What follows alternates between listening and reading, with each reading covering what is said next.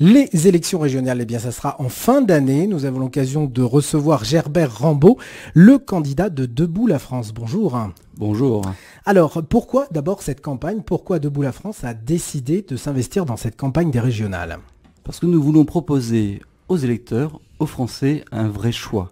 Nous avons créé Debout la France. Nicolas Dupont-Aignan a décidé il y a quelques années de quitter l'UMP pour créer Debout la France, pour que les Français ont enfin un vrai choix. Soit les Français veulent continuer avec ceux qui ont créé la France qui ont mis la France dans la situation que l'on connaît, avec un chômage record, avec des dettes colossales, avec une absence de politique internationale. Et si effectivement on veut maintenir ça, eh bien ce sont les partis qui sont issus du PS ou de l'UMP qui sont responsables de cela. Et comme les Français en ont marre, les Français ont bien compris que la situation française ne va plus, il faut proposer une alternative. Et l'alternative, c'est des élèves, des gens crédibles, et on ne veut pas, si vous voulez, enfermer les Français dans un choix où soit ils votent pour les partis du système, les partis traditionnels, soit un vote protestataire qui ne sert à rien, et on leur propose, avec des gens cohérents, une liste gaulliste et de rassemblement de personnes qui, avec conviction, affirment qu'il y a une autre solution pour la France. Alors, si vous vous engagez dans cette campagne des régionales, c'est pour avoir des priorités pour la région. Quelles seront ces priorités? Nous voulons, si vous voulez, d'abord rappeler des grands principes. La moralisation de la vie politique. Il est inacceptable, quand on voit ce qui se passe dans certaines régions ou dans certains partis, que des personnes qui soient condamnées puissent continuer à faire de la politique. Donc nous, un des grands principes, c'est d'abord la moralisation de la vie politique. Vous faites le grand ménage. Oui, si on peut dire, voilà. Et c'est halte effectivement aussi au gaspillage. Quand on voit que des personnes ont osé se créer des palais, j'allais dire présidentiels, mais régionaux, sur des sommes qui sont quand même près de 300 millions d'euros, si on tient compte de l'hôtel de région de Lyon et de Clermont-Ferrand, c'est quoi? On ne peut pas, en période de crise, se permettre de dépenser l'argent public comme ça. Donc c'est une moralisation de la vie politique, moralisation et contrôle des dépenses. Et après, des vrais projets, parce que nous sommes là aussi pour construire. On n'est pas là uniquement pour protester, on est là pour construire.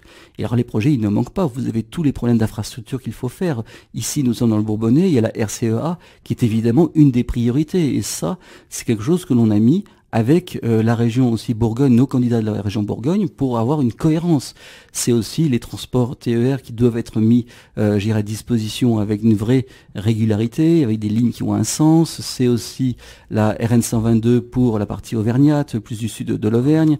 C'est aussi l'aéroport de Lyon-Saint-Exupéry que l'État s'apprête à brader comme on a bradé les autoroutes, et on veut stopper tout cela. Mais c'est aussi en même temps une vraie politique vis-à-vis des artisans, des PME, vis-à-vis du monde agricole, parce que on a effectivement en France des agriculteurs qui sont dans une situation dramatique, et moi ça m'exaspère d'entendre des personnes qui sont issues des partis qui ont mis en place ce système agricole, c'est-à-dire que quand vous voyez des personnes qui, au nom de l'UMP ou du PS, viennent contester ce qui se passe, enfin c'est quand même eux qui sont responsables de cette situation.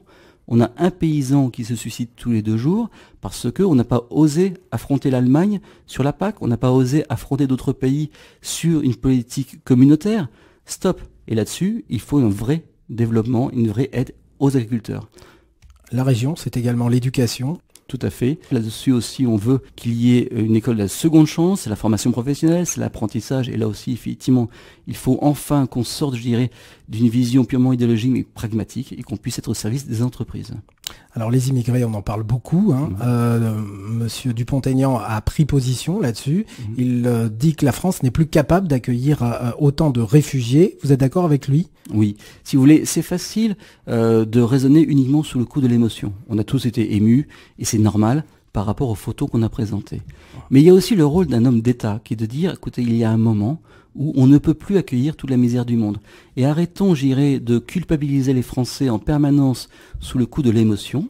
Il y a effectivement, bien évidemment, un soutien qu'on doit avoir vis-à-vis des personnes qui risquent leur peau, ceux qui menacent d'être tués par Daesh. Il faut effectivement qu'on intervienne, on ne peut pas faire autrement, ça c'est normal.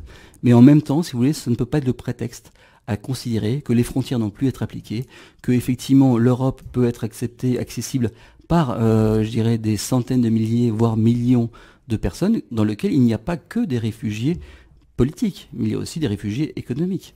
Donc si vous voulez, ne mélangeons pas tout. C'est courageux de la part de Nicolas Dupont-Aignan d'avoir pris cette position, mais les Français comprennent bien qu'on ne peut pas tout accepter. Debout la France, on peut le classer, vous marquez ni système ni extrême, de gauche ou de droite alors finalement? Vous vous sentez Au-delà de plus ça, proche? Oui. vous savez ce que disait le général de Gaulle quand on leur disait ça? On disait mais le gaullisme, c'est de gauche ou de droite? Non, c'est autre chose.